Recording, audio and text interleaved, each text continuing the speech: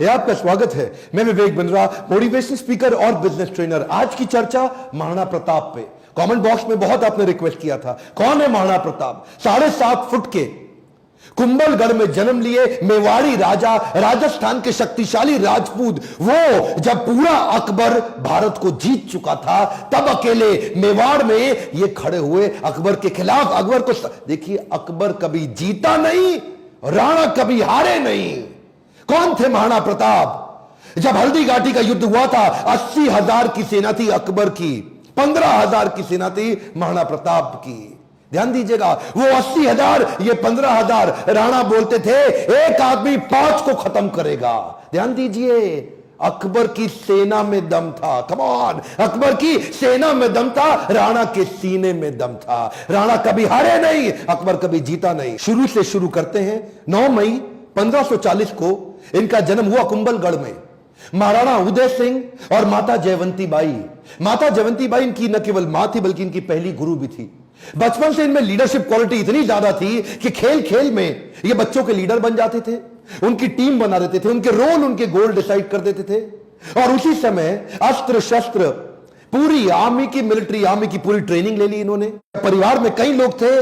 सिसोदिया वंश में बप्पा रावल, राणा हमीर, राणा सांगा, राणा प्रताप, लेकिन महाराणा केवल राणा प्रताप को बोला गया। देखिए, महाराणा उदय सिंह की दूसरी पत्नियां भी थी। उनमें से एक थी महारानी धीरबाई, जो चाहती थी कि उनका पुत्र जगमाल राजा बन जाए मेवाड़ का, और बाकी पत्नियां चाहती थी कि उनके बच्चे राजा बन जाए। यह था परिवार में टूट फूट। अकबर बहुत तेज था, वो जानता था कि बड़ा आसान तरीका है, इन्हीं राजपूतों को आपस में लड़वा दो, कुछ को अपने साथ ले लो, बाकियों को खत्म करना आसान हो जाएगा। वही हुआ, राजपूतों में आपस में लड़ाई हो गई। जब जब घर टूटेगा, तब तब पड़ोसी आके लूटेगा। यही हुआ, हर बार ऐसा होता आया है। ये पहली बार तो हुआ नहीं है। 326 बीसी के अंदर जब सिकंदर भारत आया था, तो महाराजा आम्बी ने पोरस को धोखा देके उनसे संधि कर ली। पोरस हार गए। मोहम्मद गौरी कभी पृथ्वीराज चौहान को ना हरा पाते, जयचंद उनके साथ मिल गया, इसीलिए पृथ्वीराज चौहान हार गए। ब्रिटिशर भी हमारे देश में क्या कर लेते, वो तो ग्वालियर के सिंधिया, इंदौर के होलकर, हैदराबाद के निजाम और पटियाला के राजा 1857 में इन्होंने धोखा दे दिया, इसलिए हमारा देश मार खा गया था। और इसी तरह मुगल भी महाराणा प्रताप को कभी हरा नहीं पाते। वो तो जब परिवार टूटेगा, तब तब पड़ोसी आके लूटेगा। आमेर के महाराज को इन्होंने अपने साथ ले लिया, टोडरमल को अपने साथ ले लिया, जयसिंह को अपने साथ लिया। इन्होंने परिवार के ही लोगों को तोड़वा के अपने साथ जोड़ लिया। अकबर स्मार्ट था। यहां पे महाराणा प्रताप अकेले पड़ गए, लेकिन भीलों की सेना बनाई। वो जो जंगली भील होते हैं, उनकी मदद ली, उनको ट्रेन किया। ये हारे नहीं कभी। महाराणा प्रताप वो आते थे, इनको पर अटैक करते थे। थोड़े दिन के लिए महाराणा प्रताप इधर उधर निकल करके फिर दोबारा नई सेना बना के फिर खड़े हो जाते। देखिए, ना तो ये महाराणा प्रताप को मार पाए, ना ही उसको पकड़ पाए। महाराणा प्रताप हर बार बाउंस बैक करते थे। महाराणा प्रताप शरीर से इतने ताकतवर, 7.5 फुट की उनकी हाइट, 70 किलो का उनका कवच, 10-10 किलो के जूते, 10-10 किलो की तलवार, 80 किलो का भाला। बहलोल खान को कैसे काट डाला? कौन था बहलोल खान? ये थे अकबर का सबसे बड़ा सेनापति, जो हल्दी घाटी के युद्ध में आया था। एक तलवार की काट से इन्होंने बहलोल खान समेत उनके घोड़े को 2 हिस्से में चीर डाला। ये बार बार लड़ाइयों का कारण समझिए। पॉलिटिकली और जियोग्राफिकली मेवाड़ अकबर के लिए दिल्ली से बहुत महत्वपूर्ण था। गंगा मार्ग के व्यापार मार्ग को यह पश्चिमी तट के साथ जोड़ता था। जियोग्राफिकली अगर वेस्टर्न हेमिस्फीयर से कुछ भी इंपोर्ट करना है, कुछ भी एक्सपोर्ट करना है, टेरिटरी से कुछ सपोर्ट लेना है बाहर से भारत के, तो अकबर को मेवाड़ पार करना पड़ता था। मेवाड़ ऐसी किरकिरी बन गया, और ये मेवाड़ को जीत नहीं पा रहे, क्योंकि वहां पूरा भारत तो मान जाता था, और वहां महाराणा प्रताप अकड़ के खड़े थे। क्या है, एक्चुअली अकबर बहुत बड़ा था, और महाराणा प्रताप सेना के मामले में बहुत छोटे थे। लेकिन महाराणा प्रताप का वैराग्य जबरदस्त था। ये बाकी राजाओं की तरह भोग विलास, इंद्रिय तृप्ति इसमें नहीं थे। ये बोले कि मैं अपनी सेना के बीच में रहूंगा। ये भीलों के बीच में जाके रहने लगे, जंगल में रहते थे। उबली सब्जी, कच्चा खाना खाना, जमीन पे सोना, पत्तल पे खाना, कोई बिस्तरा ना होना, सर पे छाता नहीं, पैरों में जूता नहीं, आम जीवन जीना उनके साथ। और तभी भील, जितने भील लोग वहां के हुआ करते थे, जंगली आदिवासी, वो उनके साथ जुड़ गए। वो तन मन धन से जुड़ गए। वो कहते थे अगर आप कहीं अभी गर्दन कटवा देंगे। अकबर इसीलिए घबराता था। अकबर ने कई बार कई लोगों को भेजा, इन्होंने टोडरमल को भेजा, इन्होंने राजा मान सिंह को भेजा, इन्होंने और हिंदू राजाओं को भेजा कि तुम जाके इनको समझाओ। जलाल खान, कोरची, भगवान दास सब आए। एक्चुअली 8 बार प्रपोजल लेके आए। एक प्रपोजल तो महाराणा प्रताप को क्या दिया कि आधा हिंदुस्तान तुम्हारे नाम कर देंगे, बस मेवाड़ हमारे लिए छोड़ दो, हमारा आधिपत्य स्वीकार कर लो। महाराणा प्रताप क्या जवाब देते? वो तो महाराणा प्रताप है। मारो मेवाड़ी सरदार, मेवाड़ी सरदार, नील घोड़ा अश्वार राणा, सुने तो जय जय। जिस पे दो धारी तलवार राणा, सुनता जाजो जी। मारो मेवाड़ी सरदार, नीले घोड़े रासरार। कितनी सुंदर लोकगीत है। इतने सुंदर, आज भी इनको भगवान मानते। मारो मेवाड़ी सरदार। और ये तो क्या, अब्राहम लिंकन की मां ने उनको एक बार कहा कि बेटा तुम हिंदुस्तान जा रहे हो? बोला हाँ मैं हिंदुस्तान जा रहा हूं, एक काम करना मेरे लिए वहां से कुछ लाते आना। क्या चाहती हो मां? बेटा मैं चाहती हूं कि हल्दी घाटी से थोड़ी मिट्टी लेकर के आना। मैं महाराणा प्रताप आज भी उनको पूजनीय इसलिए मानती हूं क्योंकि वो राणा ने आधे देश के बदले, एक खमौन क्या, आधे देश के बदले अपना छोटा सा राज्य मेवाड़ बदले में अकबर को देने को तैयार नहीं हुआ। अकबर बोलते थे आधा देश तुझे दे दूंगा अगर तू केवल मेवाड़ मेरे लिए छोड़ दे। मेवाड़ स्ट्रैटेजिकली इतना इंपॉर्टेंट, लेकिन महाराणा प्रताप तो महाराणा प्रताप। मारो मेवाड़ी सरदार। हल्दी घाटी का युद्ध 1576 का, इतनी छोटी सेना होने के बावजूद महाराणा प्रताप स्ट्रैटेजिकली युद्ध को कैसे लड़े?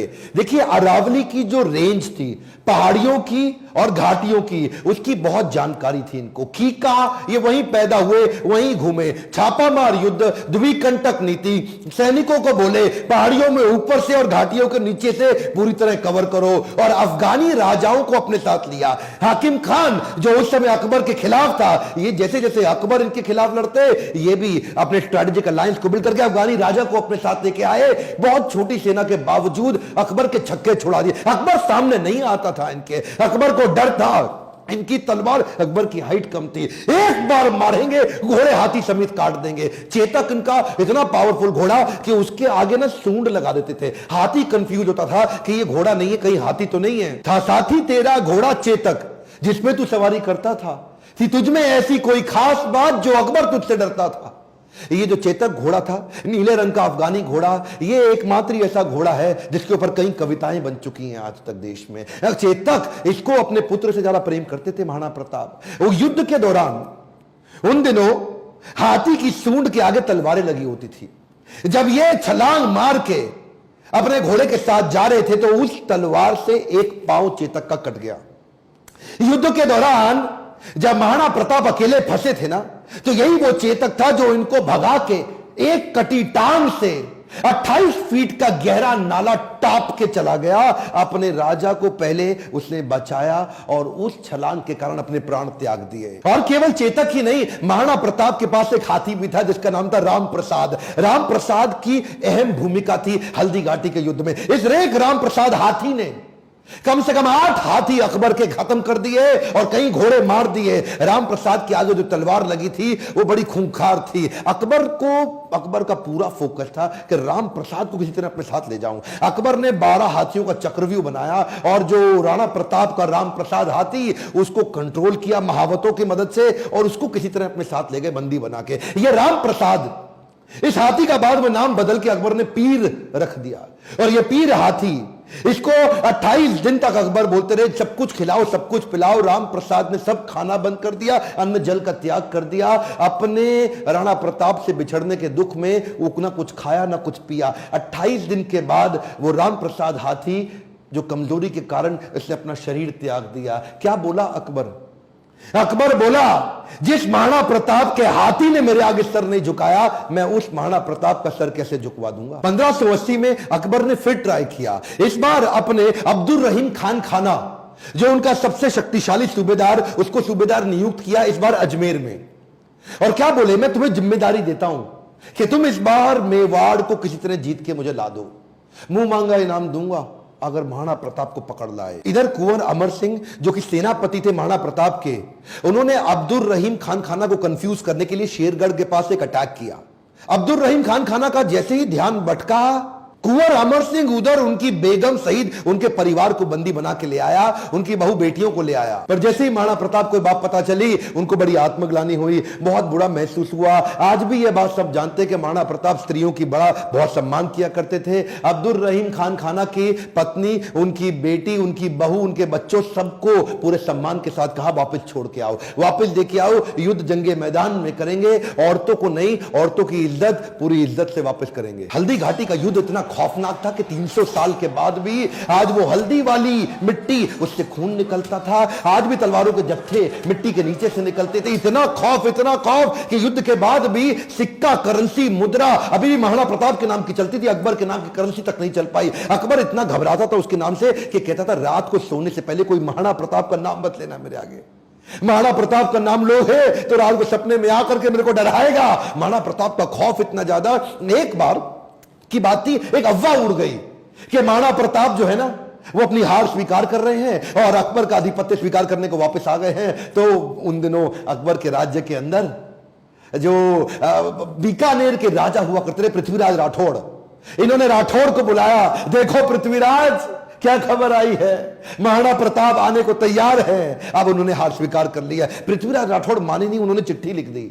पृथ्वीराज राठौड़ ने तुरंत महाराणा प्रताप को एक पत्र लिखा और पत्र में लिखा कि मुझे विश्वास नहीं हो रहा यह बात सुन के कि क्या अब जंगल का शेर सियारों के साथ रहेगा, क्या सूर्य अब बादलों के पीछे छुप जाएगा, क्या चातक अब धरती का पानी पिएगा, क्या हाथी अब कुत्ते के जैसा जीवन बिताएगा, क्या तलवारें अब मयान के अंदर चली जाएंगी, राजपूतानी अब विधवा हो जाएगी। आपकी सौगंध, ये बात सुन के मेरा दिल कांप उठा है, मेरी मूछें तनी हुई नीचे चली गई हैं। कृपया आप ही बताएं ये बात कहां तक सही है। पृथ्वीराज राठौड़ का पत्र पढ़ते ही महाराणा प्रताप की आंखों में क्रोध से लाल हो उठी। महाराणा प्रताप कहने लगे, बादलों में वो क्षमता कहां है जो सूर्य को रोक सके, शेर की मार सह सके, ऐसे सियार ने कभी जन्म नहीं लिया। धरती का पीने के लिए पानी चातक की चोंच बनी ही नहीं है और कुत्तों की तरह जीवन जीने वाले हाथी की बात आज तक हमने सुनी ही नहीं। महाराणा प्रताप बोले, भूखा प्यासा रह के भी मेवाड़ की रक्षा करूंगा, अपने प्राण जाने दूंगा पर मेवाड़ नहीं जाने दूंगा। बहरहाल इसी दौरान अकबर को समझ आ गया महाराणा प्रताप को मैं हरा नहीं सकता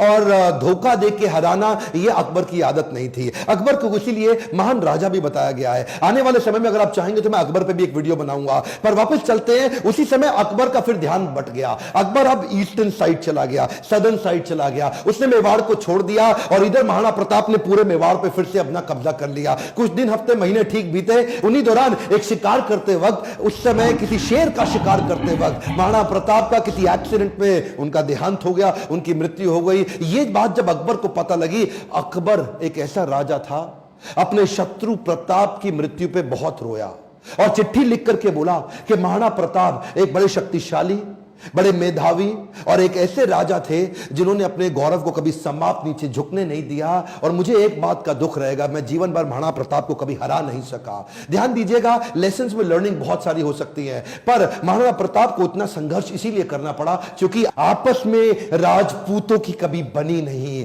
ध्यान दीजिएगा, जब जब घर टूटेगा आपका पड़ोसी आपको लूटेगा। सिंपल सी बात है साहब, जब जब भारत बटा है तब तब भारत टूटा है। वैसे तो अब इस समय इलेक्शन आने वाले हैं, मेरा फोकस पॉलिटिक्स पे नहीं है, आपकी ग्रोथ और डेवलपमेंट पे है, पर फिर भी ये आप किसी तरह आरक्षण से, जाति से, धर्म से अगर ऊपर उठ सकते हैं, क्या आप हेल्थ की, एजुकेशन की, ग्रोथ की, इकोनॉमी की, नेशनलिज्म की बात करते हैं? अगर नेशनलिज्म बिल्ड होगा, अगर पूरे देश का फायदा होगा तो खुशहाली सबके यहां आएगी। देखिए ध्यान दीजिए, अगर देश में खुशहाली आएगी तो फायदा पूरे देश का होगा, 1, 2, 4, 8 का नहीं होगा। मैं आपको एक रिक्वेस्ट करूं, बाकी सब ठीक है, लेकिन महाराणा प्रताप के इस वीडियो को, जो कि हमारे कोर्स कैरिकुलम में पढ़ाया नहीं जा रहा, इनके बारे में एजुकेशन सिस्टम में बताया नहीं जा रहा, क्या आप इनका वीडियो पूरे देश में फैलाना चाहेंगे? राष्ट्र हित में आप इस वीडियो को व्हाट्सएप ग्रुप में डालिए, let people know and understand about Maharana Pratap. Akbar कभी जीता नहीं, प्रताप कभी हारे नहीं। अकबर की सेना में दम था, प्रताप के सीने में दम था। मेरे साथ जुड़े रहने के लिए, चैनल को सब्सक्राइब करके वीडियो को लाइक और शेयर करने के लिए